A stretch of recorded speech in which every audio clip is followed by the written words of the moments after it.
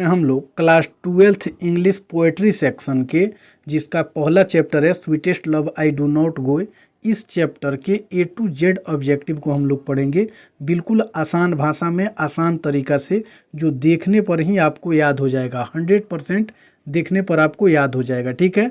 और प्रतिदिन रात 8 बजे इंग्लिश का पूरा कोर्स चल रहा है, इस चैनल से पढ़ना चाहिए, तभी सब्सक्राइब कर लेना है, ठीक है। और अपने दोस्तों को भी बताना है। एक दिन में हम 10-10 क्वेश्चन इसमें पढ़ाएंगे आपको प्रतिदिन रात 8 बजे, और पूरा पीछे वाला क्वेश्चन का रिवीजिंग भी करवाते चलेंगे, और एक एक वर्ड का हिंदी हम बताते चलेंगे। इसमें आपको बिल्कुल आसान तरीका से समझाने वाले हैं। तो वीडियो को एक बार ज़रूर आप देखिए, अगर अच्छा लगे तो इसके बाद वाला जो वीडियो होगा देखिएगा। अगर अच्छा नहीं लगता है तो फिर अन्य चैनल। चलिए क्वेश्चन को देखते हैं। देखिए, सबसे पहले हम लोग इसमें देखेंगे sweetest love I do not go, यानी इस चैप्टर का पहला नंबर क्वेश्चन है Donne compares his journey of life to that of the, यानी कहने का मतलब है कि डॉन ने अपनी जीवन यात्रा की तुलना किससे की है। कंपेयर्स का मतलब होता है तुलना। डॉन जिसका पूरा नाम जॉन डॉन था, ठीक है। बहुत लोग जॉन डोनी भी इसको पढ़ते हैं, तो उसका पूरा नाम था जॉन डॉन। और कंपेयर्स का मतलब होता है तुलना। हिज जर्नी यानी अपनी यात्रा, ऑफ लाइफ मतलब होता है अपने जीवन, दैट का मतलब होगा कि, यानी डॉन ने अपने जीवन की यात्रा की तुलना किससे की, ठीक है। यानी compare his journey of life, यानी अपने जीवन की यात्रा की तुलना किससे की। तो ऑप्शन नंबर ए में दिया हुआ है स्टार्स मतलब सितारों से, ऑप्शन नंबर बी सन मतलब सूरज से, ऑप्शन नंबर सी प्लैनेट्स मतलब ग्रहों से, और ऑप्शन नंबर डी में दिया हुआ है मून मतलब चांद से। तो इसका सही जो उत्तर होगा ऑप्शन नंबर बी हो जाएगा सन, यानी डॉन अपनी जीवन की यात्रा की तुलना किससे करते हैं, सूर्य से करते हैं, सूरज से करते हैं, ठीक है। चलिए फिर आगे वाला क्वेश्चन हम लोग देखेंगे। दूसरा नंबर क्वेश्चन में Donne was the pioneer of new kind of lyrical and dash dash verse, ठीक है। यानी कहने का मतलब है कि जॉन डॉन नए प्रकार के गीतात्मक और डैश डैश काव्य के अग्रदूत थे। इसका हिंदी होगा कि जो जॉन डॉन नए प्रकार के गीतात्मक और डैश डैश काव्य के अग्रदूत थे। तो इसका आंसर इसमें से ऑप्शन दिया हुआ है, क्या होगा। तो यहाँ क्वेश्चन को हम लोग ध्यान से समझेंगे। पहले ही बताया कि जॉन डॉन लेखक का नाम है। इन्होंने किस पाठ को लिखा है, तो sweetest love I do not गो पाठ को इन्होंने लिखा है।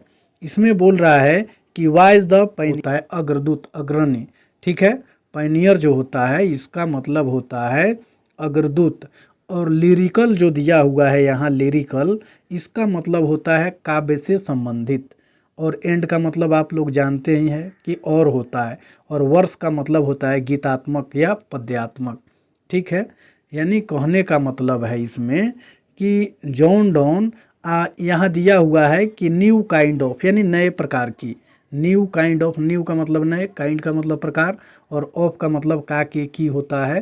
तो न्यू काइंड ऑफ का मतलब नए प्रकार के, ठीक है। और पायनियर का मतलब क्या हो गया, अग्रदूत। और लिरिकल का मतलब क्या हमने बताया है, काव्य से संबंधित। और वर्ष का मतलब गीतात्मक या पद्यात्मक। यानी कहने का मतलब है कि John Donne was the pioneer of new kind of lyrical and dash dash verse, यानी जॉन डॉन नए प्रकार के गीतात्मक और डैश डैश काव्य के अग्रदूत थे, अग्रणी थे। तो ऑप्शन नंबर ए में दिया हुआ है सेटेरिकल। क्या दिया हुआ है, सेटेरिकल, जिसका हिंदी होता है व्यंग्यात्मक। क्या होता है, व्यंग्यात्मक, ठीक है। में दिया हुआ है मेट्रिकल, यानी इसका मतलब होता है छंदात्मक, ठीक है। पहला नंबर में तो दिया हुआ था कि सेटेरिकल, यानी सेटेरिकल का मतलब होता है व्यंग्यात्मक, और मेट्रिकल का मतलब होता है छंदात्मक। और सी में दिया हुआ है वर्बल, वर्बल का मतलब होता है मौखिक। और डी नंबर में दिया हुआ है मैकेनिकल, मैकेनिकल का मतलब होता है मशीनी, यांत्रिक।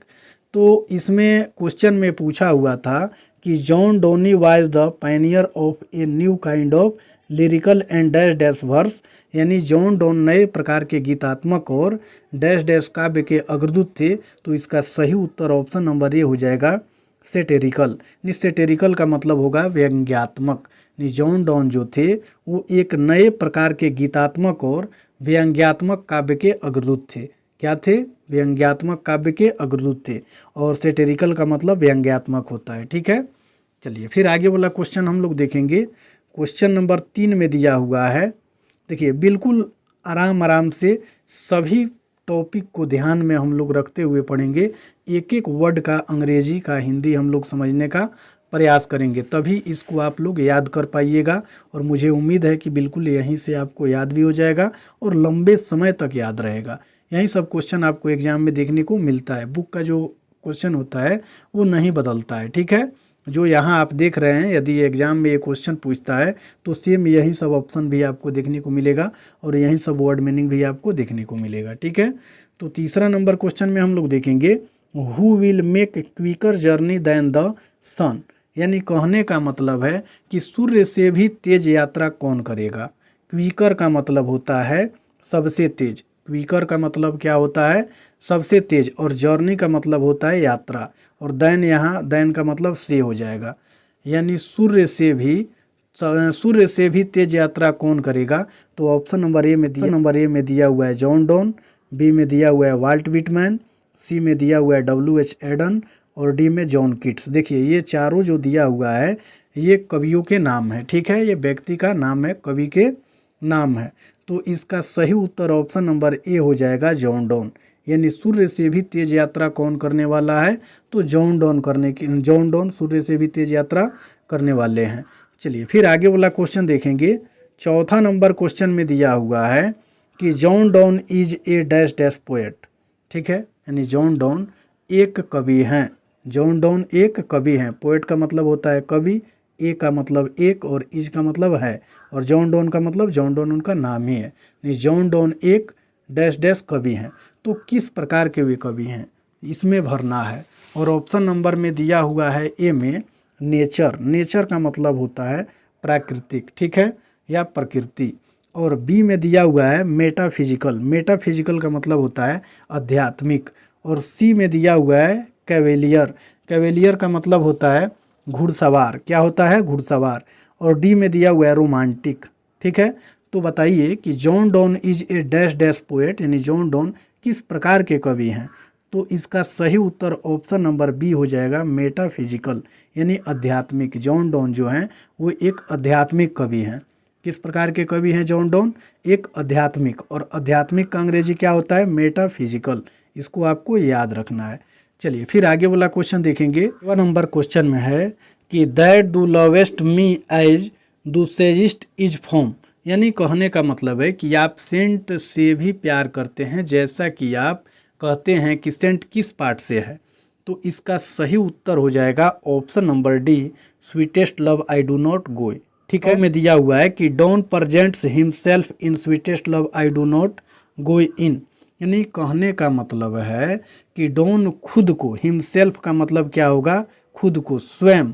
प्रेजेंट का मतलब यहाँ हो जाएगा पेश करते हैं, प्रेजेंट्स का मतलब क्या हो जाएगा, उपस्थित हैं या दिखाते हैं या पेश हो जाएगा, ठीक है, अपने को पेश करते हैं। यानी जो जॉन डॉन है वो खुद को प्यार में पेश करते हैं। और डैश डैश एक है, अब एक है तो ऑप्शन 4 दिया हुआ है, इनमें से देखेंगे कि एक आखिर है क्या, ठीक है। तो ऑप्शन नंबर ए में दिया हुआ है कि the first person singular number, यानी पहला व्यक्ति एकल संख्या में, ठीक है। दूसरा नंबर में दिया हुआ है कि the first person plural number, यानी पहला व्यक्ति बहुवचन संख्या में। और सी में दिया हुआ है कि the third person singular number, यानी कहने का मतलब है कि तीसरा व्यक्ति बहुवचन संख्या में। और डी में नॉन ऑफ दीज, इनमें से कोई नहीं। तो डॉन जो हैं वो खुद को प्यार में पेश करते हैं पहला व्यक्ति एकल संख्या में, यानी option number A the first person singular number में, ठीक है। यानी द फर्स्ट पर्सन पहला व्यक्ति, सिंगुलर नंबर एकल संख्या में। यानी जो जॉन डॉन हैं खुद को प्यार में पेश करते हैं पहला व्यक्ति और किस संख्या में, पहला संख्या में, एकल संख्या में, ठीक है। चलिए फिर आगे और क्वेश्चन में है कि sweetest love I do not go is, यानी sweetest love I do not go एक है। तो ऑप्शन नंबर ए में दिया हुआ है ए डेडिकेटिक पोयम, यानी इसका मतलब होगा कि एक उपदेशात्मक, ठीक है। ऑप्शन नंबर बी में है एन एल्गोरिकल पोयम, ठीक है, इसका मतलब होगा एक अलंकारिक कविता। और ऑप्शन नंबर सी में है ए लव पोएम यानी एक प्रेम कविता, और नॉन ऑफ दी जिनमें से कोई नहीं। तो sweetest love I do not गो क्या है? तो इसका सही उत्तर हो जाएगा ऑप्शन नंबर सी ए लव पोएम, यानी एक क्या है, ये प्रेम कविता है। Sweetest love I do not go एक क्या है, लव कविता है, प्रेम की कविता है। ठीक है, चलिए फिर आगे वाला क्वेश्चन देखेंगे। 8वां नंबर क्वेश्चन में दिया हुआ है Donne is well known for his.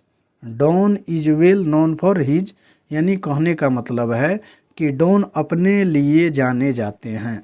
जो डॉन हैं, जॉन डोनी हैं या जॉन डॉन कहिए, वे अपने लिए जाने जाते हैं। वेल नोन मतलब खुद के लिए जाने जाते हैं, अपने लिए जाने जाते हैं। तो आखिर किस लिए जाने जाते हैं? तो ऑप्शन नंबर ए में दिया हुआ है सॉन्ग्स एंड सोनेट्स। उत्तर हो जाएगा ऑप्शन नंबर ए, यानी जो जॉन डॉन है वो गीत और सोनेट्स के लिए जाने जाते हैं। ऑप्शन नंबर ए हो जाएगा सॉन्ग्स एंड सोनेट्स। चलिए फिर आगे वाला क्वेश्चन देखेंगे।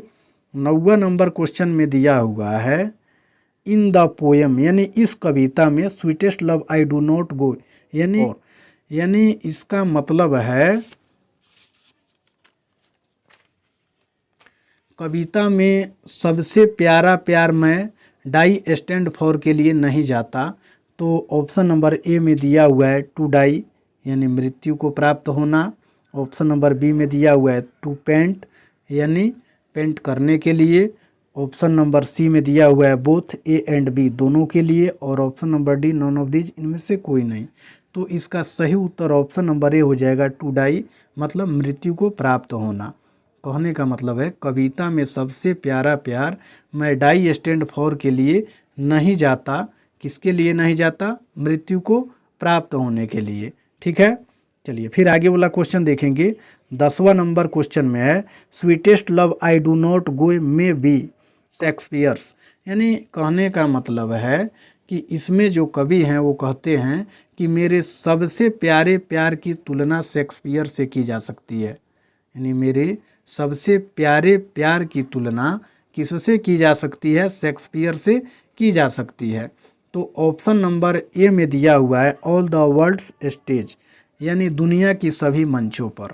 ठीक है, ऑप्शन नंबर बी में है the marriage of true mind यानी कहने का मतलब है सच्चे मन की शादी से। विंड यानी कहने का मतलब है कि ब्लो ब्लो दो सर्दियों की हवा से। और नॉन ऑफ दीज इनमें से कोई नहीं। तो इसका सही उत्तर ऑप्शन नंबर बी हो जाएगा द मैरिज ऑफ द टर माइंड्स यानी सच्चे मन की शादी से। यानी उनकी जो है मेरे सबसे प्यारे प्यार की तुलना शेक्सपियर से की जा सकती है। तो सच्चे मन की शादी से की जा सकती है। ठीक है, चलिए फिर अगला क्वेश्चन हम लोग क्वेश्चन नंबर 11 से। इसमें इस चैप्टर में मात्र आपको 30 क्वेश्चन पढ़ने हैं। कितने क्वेश्चन पढ़ने हैं? 30, जिनमें से 10 क्वेश्चन हमने करवा दिए।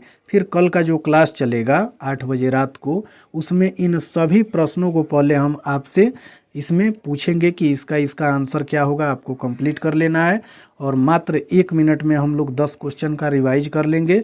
उसके बाद में 10 से 20 तक का क्वेश्चन का कल हम लोग इस वीडियो में इसके अगले वीडियो में पढ़ेंगे। ठीक है, तो यदि आपको इस चैनल से पढ़ाई अच्छा लगा हो तो चैनल को सब्सक्राइब ज़रूर कीजिए और अपने दोस्तों को भी शेयर ज़रूर कीजिए।